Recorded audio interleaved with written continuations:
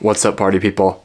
I have been at large in British Columbia, Canada, and as a result, I have pilfered all of the bookstores in the local area. Value villages razed to the ground, okay? Goodwills flattened. Local bookstores, nothing left, okay? The result is 61 books that I'm going to break into 2 videos. I also apologize, no short stories today. We finished that O'Connor collection, and I'll wait a little while before diving into another collection. Anyway, let's just get going, okay? These books are not going to recommend themselves.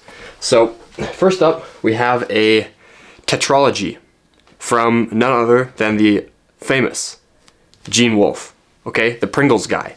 The guy on the Pringles can. He was an engineer, okay? That's why he's on the Pringles can, because he invented the machine that cooks them. But he also wrote science fiction. And so this is the Shadow of the New Sun or something like that. Or no, Cycle of the New Sun. Something like that. I don't know what the tetralogy is called. The first book is The Shadow of the Torturer. Okay. What do I know about this series? It's set in a dying Earth situation, right? So the sun is dim. It's many years into the future. The days that we live in right now are not even remembered by the civilization. And the main character is a torturer who helps a woman to kill herself, which if you're a torturer, you can't kill your people you're torturing. And so he's exiled, and that's all I know. So anyways, second book, Claw of the Consiliator. Third, Sword of the Lictor. Oh, this one has the name of the tetralogy on it. Book of the New Sun, yes. And the fourth one, The Citadel of Autark.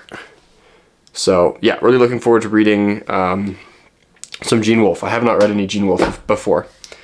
Oh, look at that, more sci-fi, okay? We have a whole crap load of Heinlein, okay? I'm just going to power through these. We got The Star Beast, okay? We've got Between Planets. We've got Farmer in the Sky. We've got Assignment in Eternity. We've got 2 short story collections here. 6 by H. I might read that soon, I'm not sure. Looks cool. And then we have The Worlds of Robert Heinlein. Just a random short story collection as well.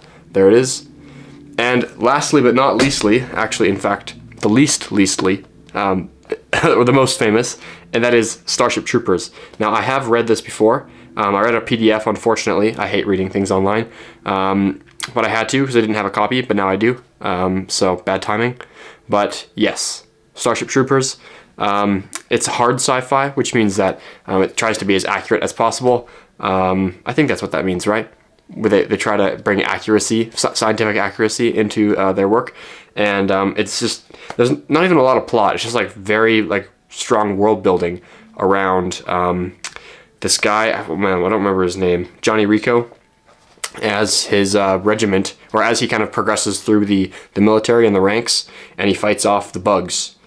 It was okay. It was not bad. It was solid world building for sure, but the lack of plot kind of lost me a little bit. Anyways, yeah, cool beans. Next up, we have a book that I'm looking for a long time, and it's rather modern by my standards.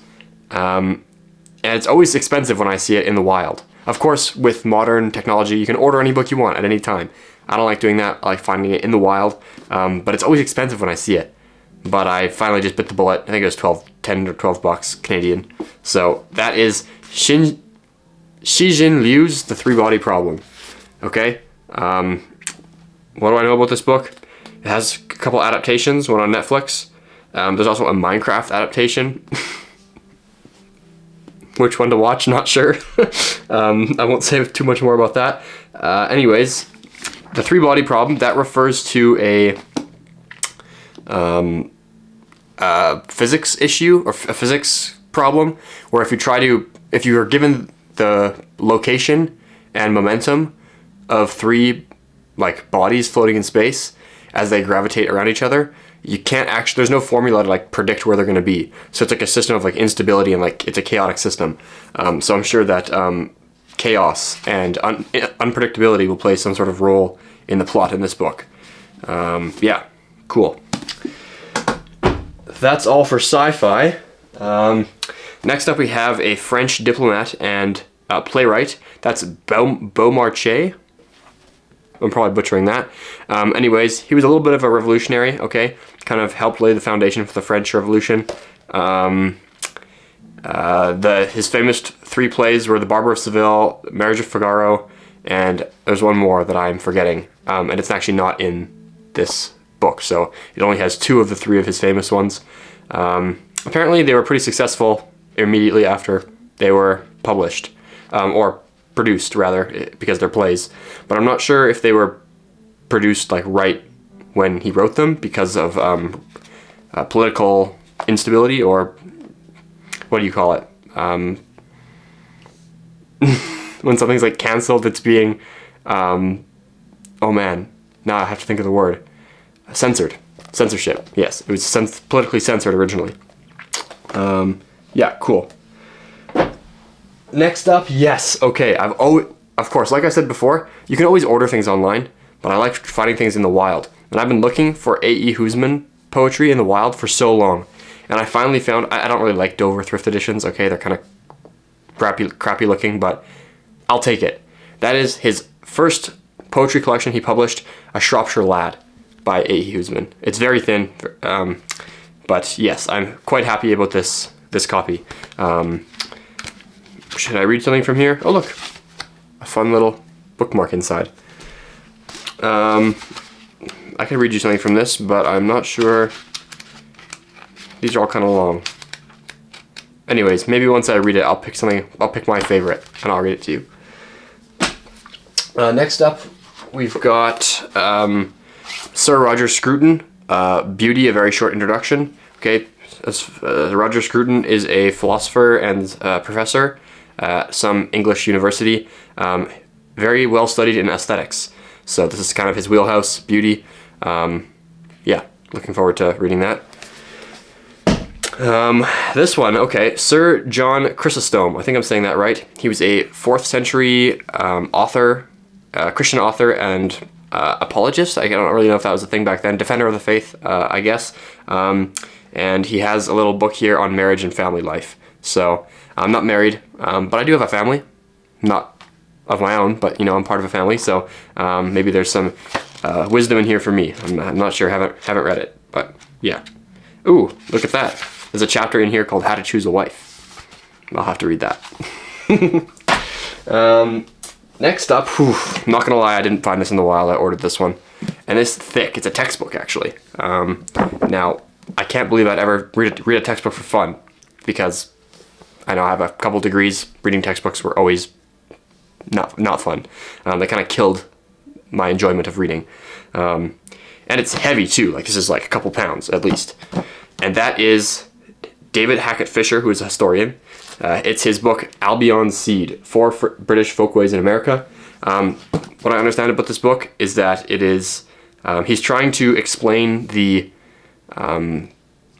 cultural situation in America and how different ethnic groups moving from Europe into different parts of America kind of laid the foundation for the American, how we experience American culture nowadays.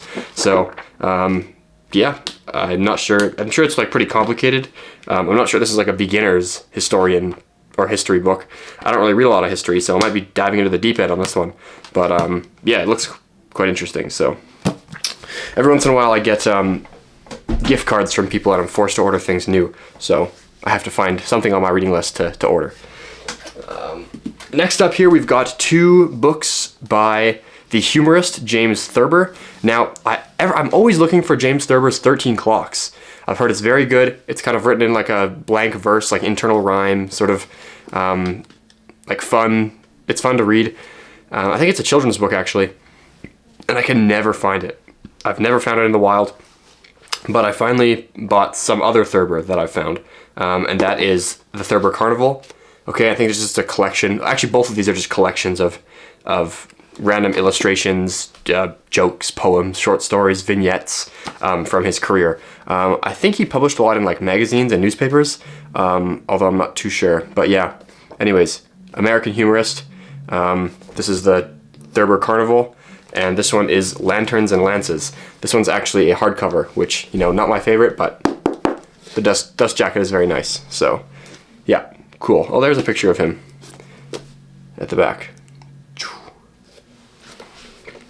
Okay, next stack here, we have a classic text in political philosophy, which is kind of thick as well, might take you a while to read, and that is Hobbes's Leviathan. Okay, early social contract theory. Yeah, I don't really read a lot of political philosophy. I'm not really too much of a politics guy, but super famous book, and yeah, I buy a lot of books that I might not read right away, but are kind of elements of the Western canon that are historically significant, or culturally significant. And so, yeah, that's one of these. Might not read it anytime soon, but good to have. And I will point out, immaculate flop.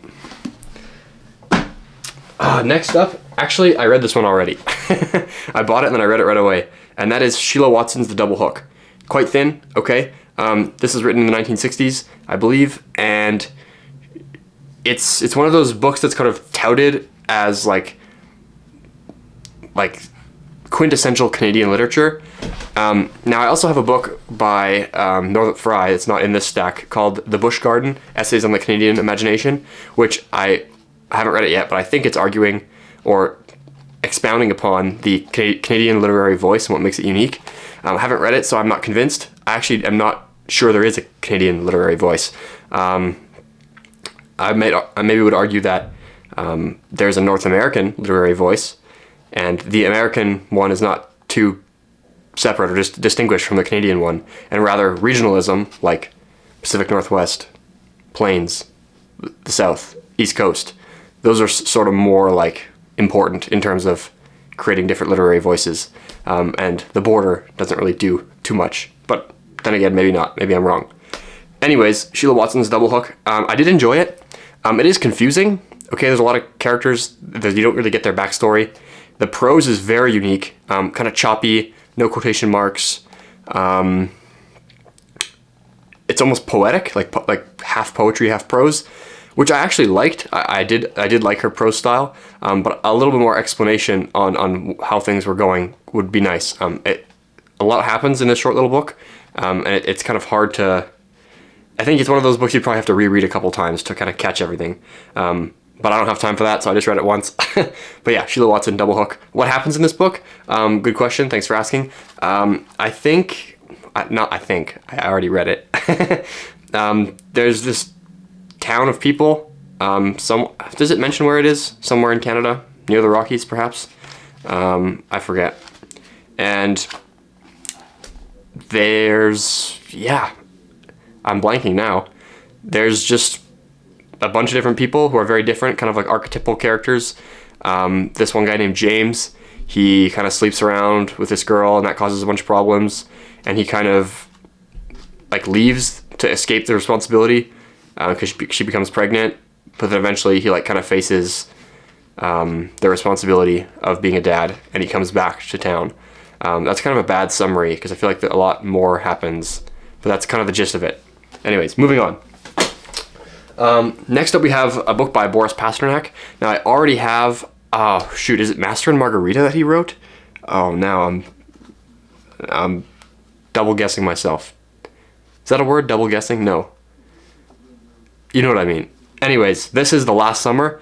I don't think it's very well known, or not one of his famous works. It's quite small. What is it? I think it's semi-autobiographical. It's about a guy who goes into a new town, and yeah, honestly, not too sure. Sometimes the back covers aren't very helpful. In this evocation of the past, the characters are subtly etched onto their social backgrounds. Yeah, okay, interesting. I guess I'm pretty sure he wrote Master and Margarita, so I'll have to read that first before I read this. Yeah, anyways, this guy was offered the Nobel Prize for literature, and some sort of government policy thing with the USSR forced him to decline it. But I think his son posthumously accepted the reward on his father's behalf. But yeah, cool, interesting guy. Next up, this is confusing. Malcolm Lowry. Okay, Dark as the Grave Wherein My Friend Is Laid. Not the same author as Lois Lowry. Lois Lowry? I think it's Lois. She was a woman, so it's Lois, not Lewis. I got them mixed up in my mind because their last names are the same, and I bought this book. I don't regret it. Okay, Lois Lowry is the one that wrote The Giver. Okay, that famous book that everyone reads in high school. This guy is famous for Under the Volcano, which I also haven't heard of. This one I think is also partly autobiographical. And yeah, the book says on the back that it's, what does it say here? Oh, I'm thinking of a different one. Yeah. Again, the back cover's not too helpful with the summary. Sorry. This is a descent into the Mexican hell for Sigbjorn. That's a Swedish name or something. A hell called Oaxaca. I think that in the book the character travels to Mexico. Center of his despair and inherited by ghosts of his past. Yet the ending of this voyage is self-destruction manages to give him hope of the future. Yeah. Very interesting. Next up, another one of those books that I buy but I won't read just because it's like a significant piece of history, and that is, whoa, can I pronounce this? Thusides? I'm not much of a classicist, I'm sorry. Thucid... I'm not even gonna try, bro. the Peloponnesian War. Okay, it's about the war between Greece and Sparta. And it's purely history. I don't think it's meant to like be entertaining or anything. Yeah, 4th century BC. I'm gonna move on before I embarrass myself even more over the pronunciation. Okay, next up we have another work of political philosophy, this time by a guy named William Godwin. I believe this is like 18th century, and it is the first book to argue for anarchism. Okay, it's called The Inquiry Concerning Political Justice. There's a cool painting or illustration on the front. What do I know about Godwin? Not much, to be honest. Yeah, he was sympathetic towards the French Revolution, although he was an Englishman. He hates government, as all anarchists do. That's all I can say. Next up, we have a book by, I think, Frances Bernie. The book says Fanny Bernie. I think that's a nickname. And that's her first and most famous novel, Evelina, which is a coming-of-age novel of this young girl. And yeah, I don't know what. I'm honestly running out of steam, guys. Too many books to review. Apparently, it's a hilarious comedy and moral gravity make the novel a fund of entertainment and wisdom. It's a bit overwhelming. I'm not going to read all these for a while. But here we are. Next up, this one I'm actually quite interested in, okay? This is a book by Patrick White, Riders in the Chariot. Okay, now, what's interesting about this is he's the only Australian author to ever win a Nobel Prize in Literature. I'm not sure if it was for this book or not. The only other book we have by an Australian in the stack behind me is Alan Moorehead's The White Nile, okay? So, my only second book by an Australian. Now, the reason I'm interested in this book is because it is, the characters, it's like 4 separate characters that kind of have like a converging narrative, and they all have a similar vision about the book of Ezekiel, of like the guy being taken up to heaven in a fiery chariot. And they kind of all have this vision, and they kind of realize they all have the same thing, and they come together. So yeah, it kind of gave me, just the summary anyways, I'm not sure if the actual book is similar, but the summary gave me sort of like 100 days, or sorry, yeah, 100 Years of Solitude, or like East of Eden, like that kind of vibe. So yes, I might actually bump this up into my to-be-read stack. Okay, a few more here. 5 more. And these last 5 all have to do with traveling in some capacity, which is a weird way to group books, but I kind of just noticed that. Oh, and 4 out of 5 of them are Penguin. Cool. First is The Travels of Sir John Mandeville. And this is a guy, here, I'll show you the cover, kind of a funny illustration. Now, I think this is 13th century, so at that point, the world was really not connected. Globalism wasn't a thing, so people didn't really know what was going on the other side of the world. And this guy claimed to have traveled to like India and China, and he brought back all sorts of crazy stories that I'm pretty sure he like just half made up. The book obviously became very famous because people didn't really travel back then, and he reported that the East was full of like cannibals and like pygmies and dog-faced men and like all sorts of weird things, which is hilarious. Like imagine imagine that like we didn't have cameras or something, and like somebody traveled to the moon and came back and just like said it was like full of like all sorts of like strange things, and he was just trolling, which is the vibe I'm getting from this. He's just eventually trolling everybody. So that's pretty funny.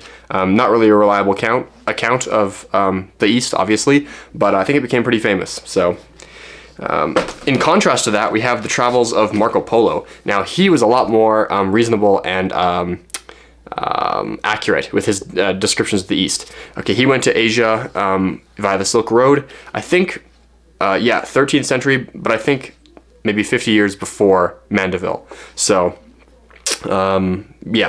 bit more trustworthy, I guess. Apparently he also spent many years in the service of Kublai Khan, which is, I think the ruler of like the Mongolian Chinese Yuan Empire. I could be wrong about that. Anyway, oh man, this is getting messy. Next up we have a famous author who was an icon of the Beat Generation, and that is Jack Kerouac and his book On the Road. Beat Generation, okay, that's about post-World War II in America. People are kind of fed up with different things, with the American dream, and they kind of go around listening to jazz music and doing drugs. So this is just Jack's account of him and his friends traveling the US. Very interesting. Not too sure if I'll read that anytime soon, but yeah. Okay, last two here. Hilaire Belloc's The Path to Rome. Hilaire Belloc was one of the best friends of G.K. Chesterton, and I think this is nonfiction. It's just literally his account of his walk that he does from Moselle Valley, I'm not sure where that is, but to Rome. Okay, so some sort of pilgrimage that he does. I have one more thing by Belloc, and that is some of his children's poetry, which is quite entertaining and charming. Okay, last one here. 22 minutes. Holy mackerel. Good thing I broke this into two parts. That is Into the Wild, and that is by John Krakauer.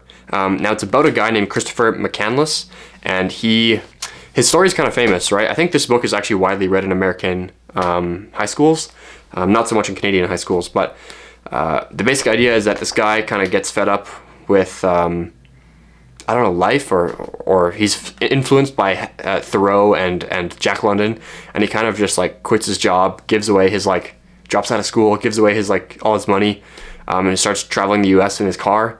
Eventually his car gets caught in a flash flood, he abandons it, finds his way to Alaska, lives off the land, and then eats these like poisonous seeds and like dies in this abandoned bus in the middle of Alaska, which is super, super cool.